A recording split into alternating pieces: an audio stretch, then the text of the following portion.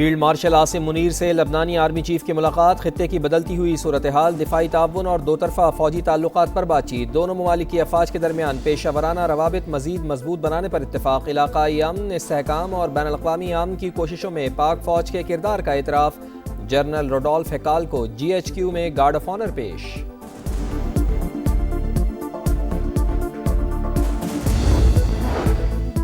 ایران کے ساتھ مذاکراتی عمل بہت اچھے انداز میں جاری، چند روز میں معاہدے کا منصوبہ پیش کر سکتے ہیں۔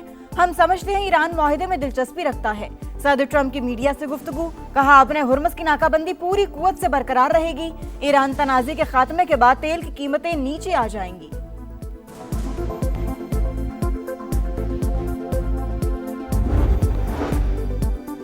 امریکہ کے ساتھ مذاکرات میں پیش رفت ہو رہی ہے۔ اقوام متحدہ میں ایرانی سفیر امیر سعید ایروانی کا اعتراف، بتایا پاکستان کے ذریعے مذاکرات جاری ہیں، ابھی حتمی ڈرافٹ تیار نہیں ہوا، تاہم فریقین بات چیت کے عمل کو آگے بڑھا رہے ہیں۔ سندھ میں تعلیمی اصلاحات کے لیے 1,77,80,00,000 روپے جاری۔ محکمہ خزانہ کے مطابق ورلڈ بینک کے تعاون سے جاری منصوبے کے تحت مالی سال 2025-26 کی تیسری سہ-ماہی کے فنڈ جاری کیے گئے۔ فنڈز کسی دوسرے منصوبے پر خرچ نہیں کیے جا سکیں گے، استعمال کی رپورٹ بھی جمع کرانا ہوگی۔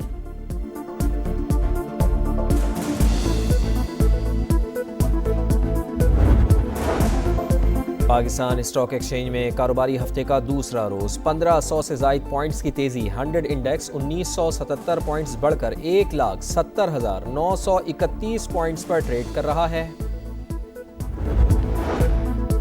اور فلپائن میں 7.8 شدت کے زلزلے سے ہلاکتوں کی تعداد 37 ہو گئی، مجموعی طور پر 450 سے زائد افراد زخمی۔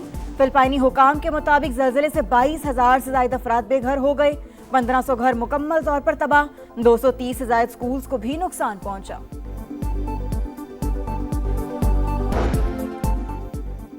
پاکستان کے تنازع کے پرامن اور سفارتی حل کے لیے سنجیدہ کوششیں جاری، منصفانہ حل کے حصول کے قریب، کامیابی کے امکانات روشن، فریقین تحمل اور بردباری کا مظاہرہ کریں۔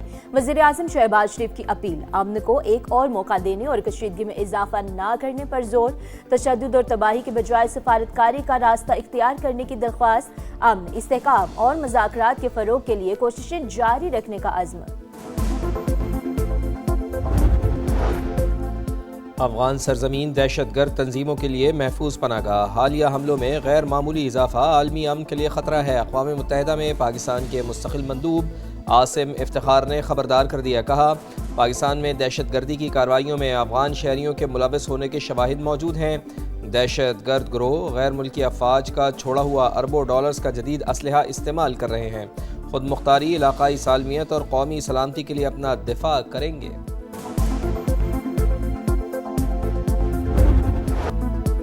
حکومت پیپلز پارٹی کو منانے میں کامیاب، جیالو نے بجٹ منظوری میں تعاون کے لیے گرین سگنل دے دیا۔ صدر مملکت آصف علی زرداری سے وزیر اعظم شہباز شریف کی ملاقات، اہم رہنماؤں کی بھی شرکت، ایک دوسرے کی بیشتر تجاویز سے اتفاق، دونوں جماعتوں کی صوبوں سے ٹیکس وصولی کے حوالے سے طریقہ کار پر گفتگو، ٹیکسوں میں رد و بدل اور نئے ٹیکسوں کے نفاذ سے متعلق لائحہ عمل پر بھی تبادلہ خیال، بعض قابل عمل نکات پر تکنیکی کمیٹیوں کی مشاورت جاری، وسائل اور مسائل کو دیکھتے ہوئے دونوں ایک دوسرے کے لیے سپیس دیں گے۔ صدر مملکت کا بجٹ میں عوامی فلاح، صوبوں کے حقوق اور معاشی استحکام کو ترجیح دینے پر زور، کہا بجٹ میں شرح ترقی اور عوامی فلاح کی اسکیموں کو ہم آہنگ کرنے کی کوشش کی جائے۔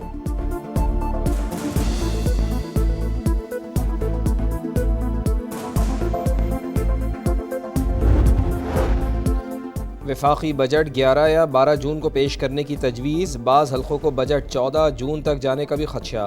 حکومت حتمی فیصلہ اتحادی جماعتوں کی مشاورت سے جلد کرے گی۔ اتحادی جماعت کا ترقیاتی بجٹ 50 ارب سے بڑھا کر 62 ارب روپے کر دیا گیا۔ سولر پینلز پر GST، تنخواہوں، پینشن اور کم از کم اجرت میں اضافہ حل طلب مسائل، فریقین کے درمیان تنازع حل کرنے کے لیے اعلیٰ اختیاراتی کمیٹی بھی تشکیل۔ اتحادی جماعت کو مطمئن کرنے کے بعد IMF کو بھی اعتماد میں لینا ہوگا۔ وفاق NFC میں سے صوبوں سے کچھ حصہ واپس لینے کا خواہاں۔ قومی اقتصادی کونسل کا اجلاس 10 جون، اقتصادی سروے 11 جون کو پیش کیے جانے کا امکان۔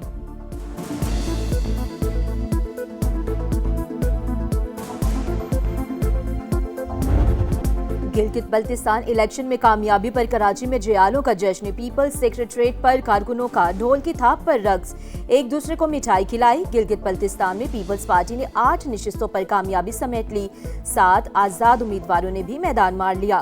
نون لیگ کی 4 نشستیں ایک MWM کے نام رہی، 24 میں سے 20 حلقوں کے غیر حتمی غیر سرکاری نتائج آ گئے، 4 کے نتائج آنا باقی۔ چلاس میں 4 حلقوں کے نتائج کے خلاف امیدواروں کے حامیوں کا احتجاج، DRO آفس کے باہر دھرنا، پولیس کی مظاہرین کو منتشر کرنے کے لیے شیلنگ۔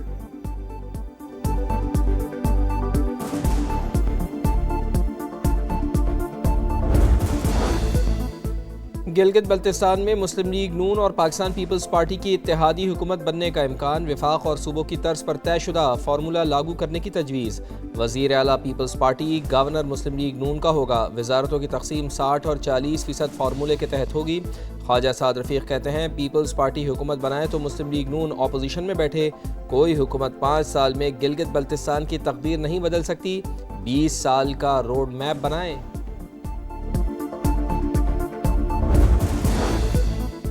اپوزیشن نے گلگت بلتستان الیکشن سلیکشن قرار دے دیا، انتخابی نتائج مسترد کر دیے۔ بیرسٹر گوہر کا دھاندلی اور بوگس ووٹ ڈالنے کا الزام، 8 نشستوں پر PTI امیدواروں کے کامیاب اور صرف 3 کے فارم 47 ملنے کا دعویٰ، وائٹ پیپر جاری کرنے اور احتجاج کا اعلان۔ خیبر پختونخوا کے ساتھ سوتیلا سلوک جاری رہا تو NEC اجلاس میں شرکت مشکل ہوگی۔ سہیل آفریدی نے وفاقی حکومت کو آگاہ کر دیا، احسن اقبال سے ملاقات میں بولے وفاقی نمائندوں سے ملاقات کے بعد مسائل حل ہونے کے بجائے ناانصافی مزید بڑھ جاتی ہے۔ سہیل آفریدی کی مولانا فضل الرحمان سے ملاقات، وفاقی بجٹ صوبے کے شیئر سے متعلق امور پر اہم گفتگو، کہا NFC میں ضم اضلاع کا حصہ نہیں مل رہا۔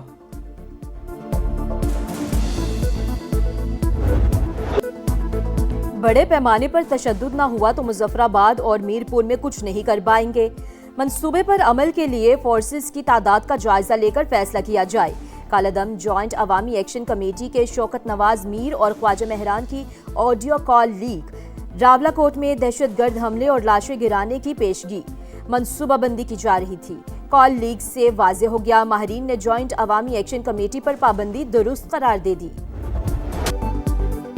راولاکوٹ میں کالعدم جوائنٹ ایکشن کمیٹی کے شرپسند بے لگام، مکروہ اور دہشت گردانہ چہرہ بے نقاب، پولیس اور قانون نافذ کرنے والے اداروں پر حملہ منصوبہ بندی سے کیا گیا، پولیس اہلکاروں کو تشدد کا نشانہ بنایا گیا، سیدھی گولیاں چلائی گئیں، لاش کی بے حرمتی کی گئی، خوفناک ویڈیوز منظر عام پر آ گئیں، فائرنگ سے 4 اہلکار شہید اور 20 سے زائد زخمی ہوئے۔ پاکستان نے آزاد جموں کشمیر سے متعلق غیر ضروری ریمارکس مسترد کر دیے۔ برطانیہ میں مقیم افراد کی غیر ذمہ دارانہ اور غلط اطلاعات پر مبنی باتوں پر اظہار تشویش، پاکستان کے اندرونی معاملات میں مداخلت سے گریز کا مشورہ، شہید اہلکاروں کی نماز جنازہ ادا، IG سمیت اعلیٰ سول اور عسکری حکام کی شرکت، IG کا شہداء کو خراج عقیدت، کہا چند عناصر بچوں کو ورغلا رہے ہیں۔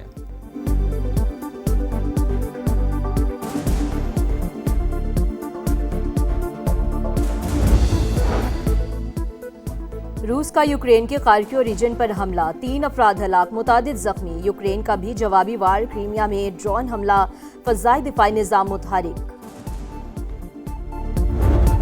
فلپائن میں 7.8 شدت کا خوفناک زلزلہ، اموات کی تعداد 32 ہو گئی، 200 زخمی، متعدد عمارتیں ملبے کا ڈھیر۔ مینڈاناؤ کے قریب ہنگامی صورتحال، زلزلے سے عمارتوں کی تباہی کی خوفناک ویڈیو سامنے آ گئیں۔